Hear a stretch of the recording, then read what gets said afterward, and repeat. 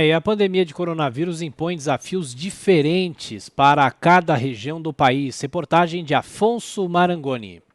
Estudo do Ministério da Saúde indica diferenças marcantes do coronavírus no país e estima a doença em 4% da população. Os dados do inquérito sorológico revelam que a incidência da Covid-19 em áreas carentes pode ser o dobro das regiões ricas. O levantamento tem como base os números colhidos em 133 cidades brasileiras. O coordenador do estudo, feito pelo Ministério da Saúde e reitor da Universidade de Pelotas, Pedro Halal, cita as desigualdades nacionais. Então, quando a gente fala em 4%, a gente está falando de um país gigante, cujas próprias regiões já são maiores do que a maioria dos países da Europa e que estão em estágios muito divergentes da pandemia.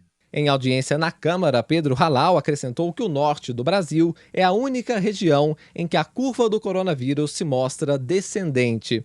Já na cidade de São Paulo, o secretário de Saúde, Edson Aparecido, detalha que o maior número de casos está na Zona Leste. A Zona Leste da cidade foi a última a ter contato com a doença, mas é a região hoje mais acometida pela doença, 12,5%.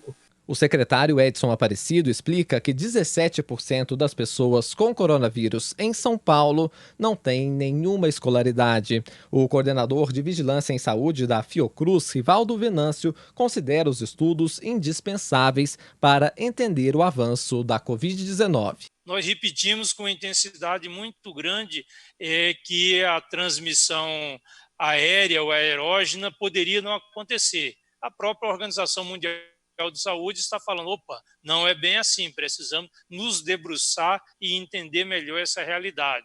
Rivaldo Venâncio, da Fiocruz, aponta que os estudos sorológicos ajudam o poder público a adotar política de combate à doença. Ele defende ainda que o trabalho na população continue, mesmo depois da pandemia do coronavírus.